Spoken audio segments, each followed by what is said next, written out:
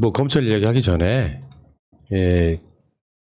이보경 기자 우리가 지난주에 다뤘기 때문에 결국에는 이제 고소당한 거거든요. 네. 이보경 기자 이보경이라는 이름을 다 아는데 왜 뉴스에는 이 아무개 네. 기자라고 이렇게 나올까요? 근데 그 조국 장관 페이스북 한번 볼게요. 그대로 보여드리는 게 가장 확실한 거다 저는 이렇게 보고요. 제가 읽을게요. 그리고 조국 장관하고 목소리가 제일 비슷한 사람이 저인 것 같아서. 정경심 교수는 MBC 이보경 기자를 모욕 및 허위 사실 적시 명예훼손으로 고소하였습니다. 이 기자는 2019년 4월 18일 자신의 페이스북에서 문재인 정부의 집권 세력을 비판하면서 조국 수석이란 자도 애꾸는 마누라가 엄청난 부동산 기술자랍니다. 라는 글을 올렸습니다. 이 기자가 저를 족국 2020년 10월 11일 페이스북 글이라고 호칭하는 것은 참을 것이나 위 글은 성격이 전혀 다릅니다. 1. 정 교수는 사고로 한쪽 눈을 실명한 장애인입니다. 시각장애인을 향해 애꾸눈이라는 표현을 사용하는 것은 시각장애인에 대한 명백한 경멸, 비하, 조롱입니다. 이 기자는 저에 대한 정치적 비판을 넘어 정 교수를 애꾸눈이라고 부름으로써 정 교수의 깊은 상처를 헤집고 핥히었습니다. 언론인 이전에 양식 있는 시민이라면 도저히 할 수 없는 행위입니다. 근래 정 교수 재판 시 법정 입구에서 일제히 안대를 하고 나와 정 교수를 조롱했던 자들과 같은 수준의 행위입니다. 참조로 대법원 1994년 10월 25일 선고 94도 1770 판결은 애꾸는 병신이라는 발언은 사실 적시 명예훼손에는 해당하지 않지만 피해자를 모욕하기 위하여 경멸적인 언사를 사용하면서 욕설을 한 것이라는 점을 분명히 인정하고 있습니다. 2. 정 교수는 엄청난 부동산 기술자인 적이 없습니다. 이 기자는 이러한 발언의 근거를 밝히지 않았습니다. 정 교수가 부산 소재 아파트, 강원도 소재 산림을 취득한 적이 있지만 이는 투기와는 무관하고 이 과정에서 부동산 기술을 부린 적이 없습니다. 이 기자는 정 교수를 비방하기 위한 목적으로 허위사실을 적시한 것이 분명합니다. 이보경 기자는 이러한 고소를 자신에 대한 관심 집중의 계기로 즐거워할지도 모르겠습니다. 그러나 법적 제재는 받아야 할 것입니다. 사과는 기대하지 않습니다. 문제는 이보경이 공영방송의 간부라는 겁니다. 일단은 그냥 일반인도 아니고요. 이보경이 어떤 악플성 글을 썼는지도 한번 볼게요. 요거요. 2019년 4월 18일. 이놈의 집권 세력에게도 사회적 혼합 개념은 없나 봅니다. 욕심만 앞서는 무식꾼들인가 봐요.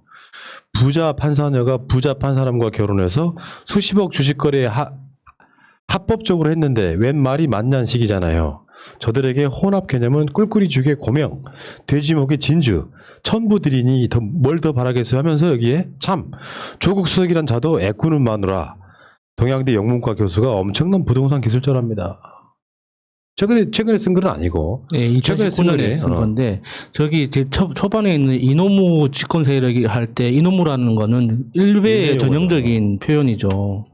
그러니까 저런 사람들이 어쩌다가 일베에 저렇게 물들었는지 모르겠지만 그걸 정말 읽어주는 것조차 좀 부끄럽네요. 그리고 조국 교수, 그러니까 정경심 교수가 고소했다는 그 대꾸로 또 한마디 썼던데 비아냥대면서 결국에 재판 진행되고 이제 재판 결과가 나오면은 또 다른 소리를 하겠죠. 지금까지 많은 일베들이 그렇게 해왔듯이 또 그 재판 진행 과정에서 또 징징대는 소리를 하게 될 겁니다. 이보경이라는 사람이 MBC의 간부 기자입니다. 그런데 조국 전 장관이 이 기자를 방금 말씀하신 모욕 및 명예훼손 혐의로 고소를 한 것 외에도 적폐청산 국민참여연대 소속 신승목 변호사라고 이분이 문재인 대통령에 대한 모욕과 명예훼손 그리고 정경심 교수에 대한 모욕과 명예훼손으로 고발도 같이 들어갔어요. 지금 정말로 정경심 교수에 대해서 상당히 저속하고 경멸적인 그런 비하하는 발언을 했는데 그런 얘기는 문재인 대통령에 대해서도 지금까지 계속 그런 행동들을 해왔었고요. 문재인 대통령은 죽어야 한다. 총선 부정 의혹 뭉개고 있는 자다.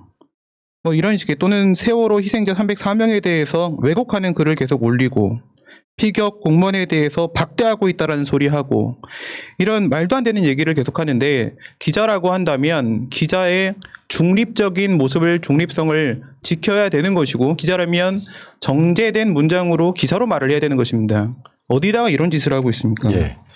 오늘 그 국민의 짐의 김근식이 공인이라고 표현하더라고. 공인의 권리 말고 공인의 품격을 지키시하면서 고소한 사건에 대해서 누가 공인이에요? 누구를 조국 공인이라고- 장관이 공인이에요. 정경심 교수가 공인이에요. 아니 그 장관 가족들이 다 자동으로 뭐 공인 바늘이 오르는 거예요? 아니 조국 장관은 지금 장관이 아니잖아요. 전 네. 장관이지 않습니까? 이런 식으로 해서 이 김근식 같은 놈들 국민의 지임의 국회의원들이 이런 식이라면 바로 고소가 지도 또 했을 거잖아요. 결국에는 이런 방식으로. 똑같이 당해보면 그런 소리 못 하겠죠. 네. 그리고 뭐 아무리 기자네 뭐 언론사 직원이라고 해도 SNS까지 그러는 건 좀 그렇지 않냐 이야기하는데요. 말도 안 되는 소리 하지 마십시오. 그러면은 이 사람 논리대로로 가면 정치적 편향성이 뚜렷한 자가 방송사 기자로 있는 것 자체가 그 자체가 어떤 비판받아야 될 대상 아니에요? 그럼 당연히 물러나라고 해야지. 이거 말이 안 되는 것 같고. 어쨌건 전 잘하셨다고 봐요. 이게 어떤 논란을 이렇게 만들면 안 되지. 조국만 엄청나게 당하고도 그냥 가만히 있으라는 소리잖아. 예. 늘 논리가 이런 식이면 안 되는 거죠. 오히려 우리는 정반대로 생각하죠. 그런 식으로 가짜뉴스 만들어서 인간에 대한 기본적인 개념 자체가 없는 사람들은 어찌됐건 간에 저는 법에 처벌을 받아야 된다고 생각합니다. 그리고 그러니까 정확하게 처벌을 받아야 되는 이유가 이 사람이 지금 반성의 태도도 보이고 있지 않거든요. 이 보도가 나간 다음에 페북에 노틀담의 꼽추나 애꾸는 잭 같은 문학 작품들은 뭐냐 이런 식으로 이야기를 했는데 지금 이보경 기자가 쓴 글은 2019년에 쓴 거고요. 지금 아이들은 꼽추 같은 단어, 애꾸는 같은 단어 잘 모를걸요. 왜냐하면 그 정도로 사용하지 않는 단어가 됐습니다. 왜냐하면 비하의 표현이 있기 때문에.